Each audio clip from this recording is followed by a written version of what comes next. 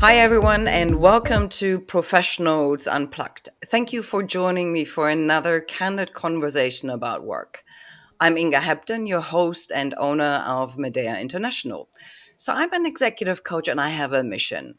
It's to elevate people's impact and success, especially by helping leaders enhance their executive presence. And with me today, I have Mikey Newton. Mikey is a territory relationship manager at Maxim at Home.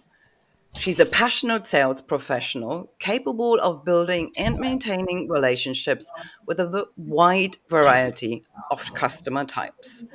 And then I have Bill Haase. He's not only a public speaker and radio host, but also the founder and CEO of Meta Ed Partners. He's developing programs to help students understand how money works. And last but not least, I have Jorge Pilay. Jorge is owner of JPK Solutions and an outsourced VP of sales, a certified sales operating and management system expert, ready to build sales infrastructure for sustained growth. So, today is Valentine's Day, and I thought it'll be very fitting to chat about workplace romances. But the idea is not really mine, so I can't take any credit for that. So, Mikey, I know it's your idea. So, why don't you kick off with our conversation today?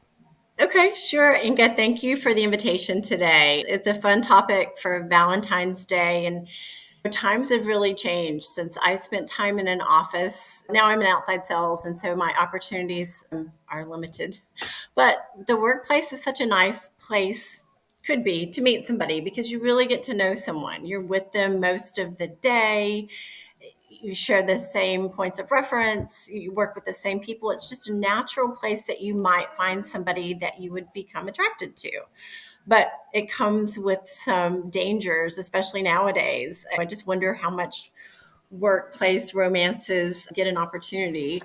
But I just thought it would be fun for us to all share our thoughts around that. I will share an experience recently. I am in the outside sales now, so I don't go into an office, but one place I do go regularly is a place to play tennis.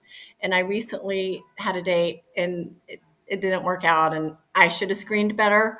But now I've got a little bit of weirdness at a place I go to almost every day. And so I think that's something that really, it's sort of the same model for what if it doesn't work out?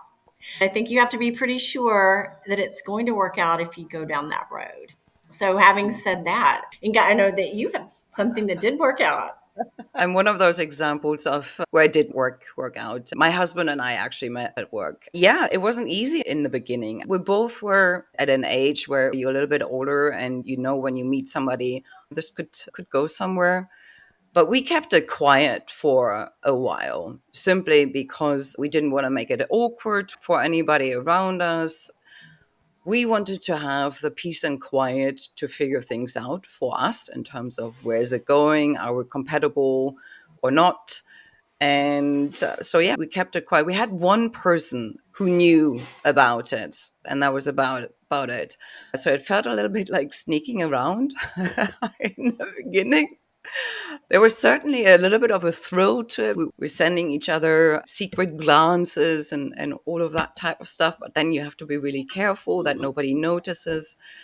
So it was thrilling, but also a little bit of nerve wracking. Fortunately, we were in different departments, so it didn't really impact the immediate teams or people around it. And I think that's where things can become challenging. Bill, you keep smiling like you have something similar to tell. Well, I met my wife in an office too, but we only had one office, so it wasn't like you could hide. We were able to hide our relationship for a while because it started off with she was the first woman ever brought into our office. It was a very high stress environment, and we were doing trading, risk arbitrage, and all of a sudden they said, "Oh, no more dirty jokes, no more swear words, and be careful what you say, and no dating, no Friday night, and all yada yada yada." Well, she hated me at first because I was under a lot of stress and pressure, and I was managing a lot of things, and used to call me using the A word a lot. And so we started dating. It was just strange. It was a Christmas party, the old classic office party, right? And I just looked at her and said, "Take me home." And I sat there in my suit and with a glass of water in my hand and slept all night. And from then on, we were locked in. We did manage to hide it for a while. I did have to leave the job though, so I chose to leave the job. Did it make it easier to leave the job rather than keep working with one another? Then I could marry her. Wouldn't have that been possible? I don't think that would have been acceptable too much. I'm not sure. And be honest with you, I'm not sure I want to spend all day and then the rest of my day outside of work with my wife. I think you need some separation, especially as I'm the boss in the office. That again, that makes a different relationship as well. Yeah, I can imagine that makes that a little bit tricky. Yeah. Jorge, what are your thoughts? Well, I am the only one in this conversation which didn't have that personal experience of having a romance in the workplace.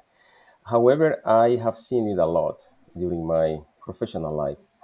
I can tell you overall that if the company is big enough, probably is easier to handle. I would say that in small companies, probably it would be a nightmare, right? My experience, my professional experience, majority of my professional life has been in really big corporations. So I have seen a lot of these cases. And usually it's fine, you were saying, Inga, if they are in separate departments. However, I have seen cases when, for example, both were very high potential professionals, and actually the company made them to decide whose career is going to be the focus, because only one can actually progress and the other has to be kind of in a secondary place, because usually in the area where I was working, which was oil and gas, it's very common to have international transfers. So they have to decide whose career is going to be the focus, because the international transfers and the growth of the selected person was going to be the priority.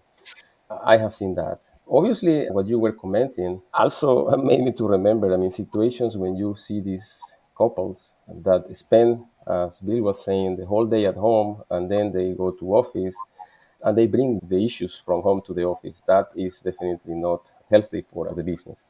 And there has to be some sort of separation. If they work in different offices, in different environments, it's okay. But if they are under in the same office and seeing each other all the time, probably that's not good. As an outsider, Jorge, who experienced others, is there any particular thing you've kind of witnessed or seen which worked really well, in particular when couples are working very closely together, how they handle it and what worked well for that couple? Because I would think that many people would have that question and are still trying to figure it out. Yeah, I think that it depends of the level of professionalism of the couple, right? I remember there was one couple when I was working in Kuwait. They were a husband and wife, and they were working, I mean, for the same company, but in different organizations. But the office was the same. So they were seeing each other basically every day. But they handled it very well. I never saw any issues with that. I don't recall any significant issues. In the company that I was working for at that time, they used to handle it very well.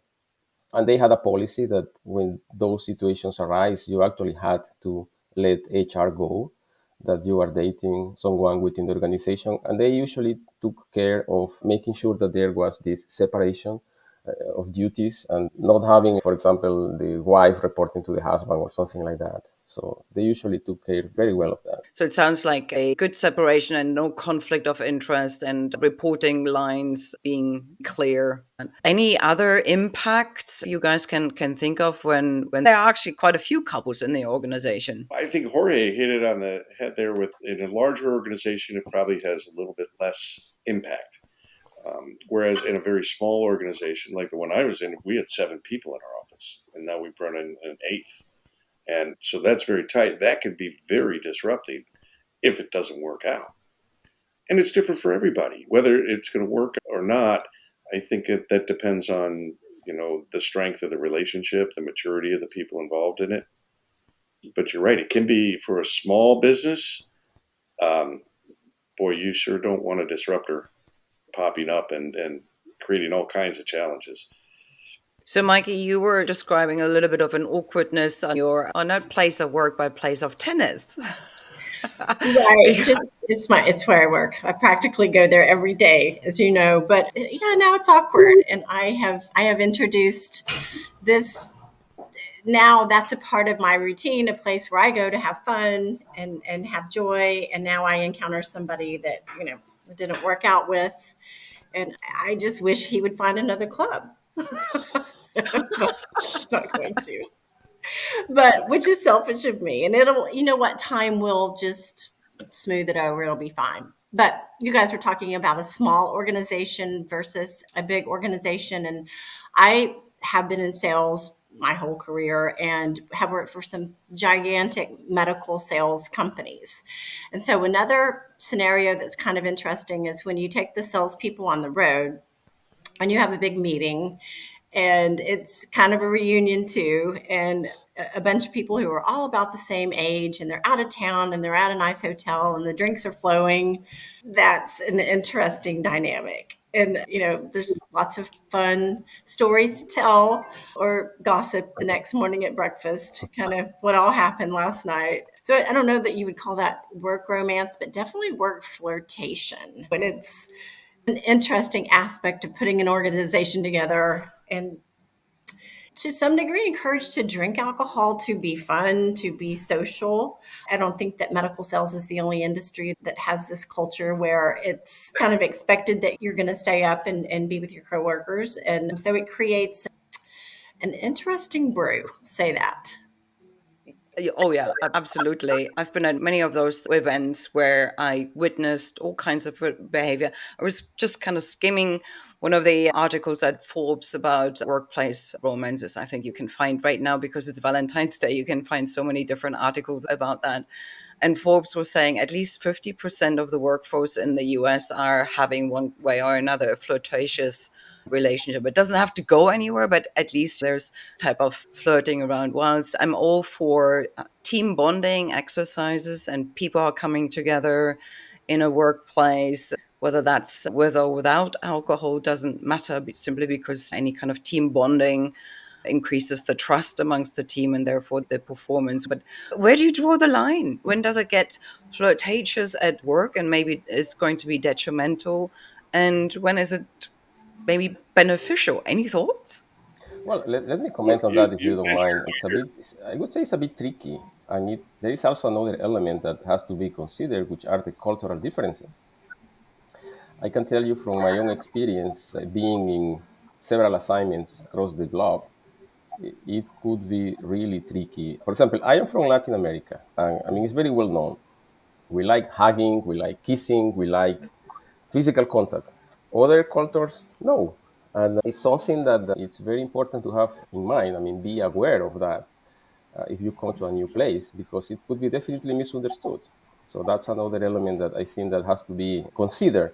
we have these shows that everybody loves that we watch from the 60s and 70s where the business guys are fooling around with all of the administrative staff, and airline shows where the pilots and the stewardesses are all getting together, the old Pan Am and all that. So it's been in our culture for decades. We tend to, for some reason, hide it more, right? Because we have this little group called HR, and then all the rules that they like to make up and we have to adhere to. So it makes it challenging. But once I think you're stung by the arrow of St. Valentine, how do you fight that? If you fall in love, you fall in love. It's hard to fight that. Well, so now I think those same shows depict the office romance differently. Now they're keeping it secret. Now they're working hard and they're working side by side, and at night they're a couple, but they are not at the office. And so I think that's just a sign of maybe the Me Too movement and trying to be careful and be respectful in the workplace. But that depiction has changed a little bit. I think it's interesting. Yeah.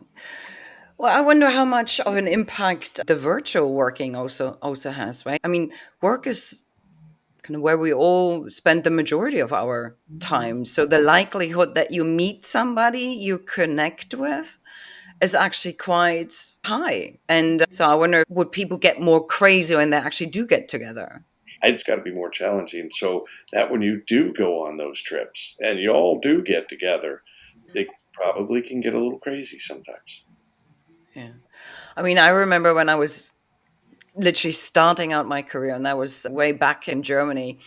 And we had one of those famous Christmas parties. And I deliberately didn't drink any alcohol because I thought, well, I'm the most junior person here. I do want to walk in the next day being able to hold my head up high and not getting dragged into any kinds of stuff.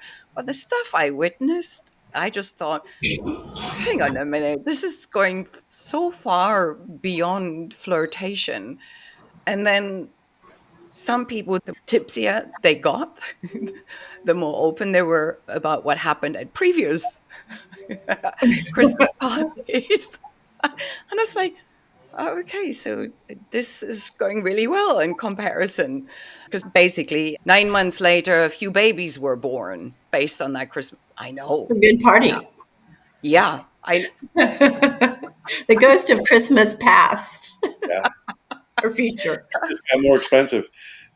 Yes, and in many ways, Bill, absolutely, because not all of them were within one relationship. So the divorce rate kind of went up at the same time. You're wise because I think that's the key is you have got to still have your wits about you because it's a party, yes, but they're your work colleagues. And it's different than being at a party with your friends where you can really relax. Your friends still might have some remarks about your reputation, but it doesn't matter. It doesn't have the same stakes that going to a party with your colleagues and acting foolishly has got bigger consequences than your personal life. So very wise to just continue to have your wits about you. We kind of let our hair down when the opportunity arose. And yes, I wish I would have heard those words when I was in my early 20s. Well, I'm acting like I adhered to them. I wasn't like Inga, but I did learn over time. Just a great work example. I had a friend that worked for Enron, and they had a calendar, the babes of Enron, and Yeah. they ranked the women that they thought were the most attractive that worked on the trading floor. So that's probably going over the line. I can guarantee you that if there was a woman on the trading floor at some point in her even short career, that you would never allow for in a corporate environment. So are you telling me, Bill, that the rumors about the traders and investment banking in general are true? Let's say the Wolf of Wall Street isn't far off of reality. Okay. Yeah. Interesting. So how do you deal with that when you witness it and you get uncomfortable witnessing things? What do you do? You know, it was interesting. So I had a group of brokers I was a part of, and the lead of the brokers came up to me one time and he said, I wish I could have a marriage like you have. And he was on his third wife at the time. And I looked at him and I said, you can't go to New York, get a limo, fill it up with drugs and women to take care of clients, and act like that when you're out on the road or anywhere else, and then come home and act like your wife and family that nothing ever happened. And that's not the kind of person I am. You've got to be the same steady, solid person, both in your professional career, your personal life. That's why I mentioned before, it depends on the couple, it depends on the maturity.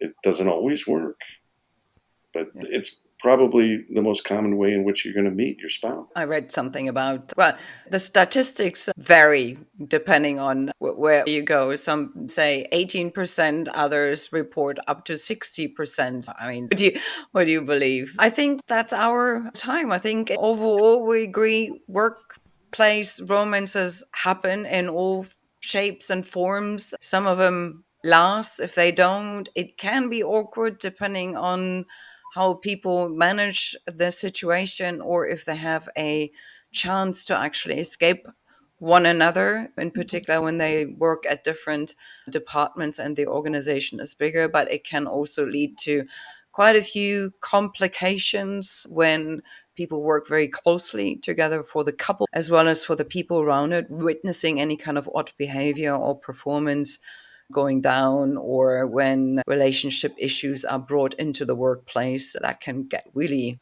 awkward for the people around them. But nonetheless, those things happen. I think we all have some fun stories to tell. I'm sure we witnessed a lot more stories which we haven't touched upon. And on that note, thank you so much for joining me here at Professionals Unplugged again and having a little bit of a different conversation about work and what else can go on at the workplace. So thank you so much for Thank joining. you. Thank Bye, you. Thank you. guys. Happy Valentine's. Thank you. Happy Valentine's.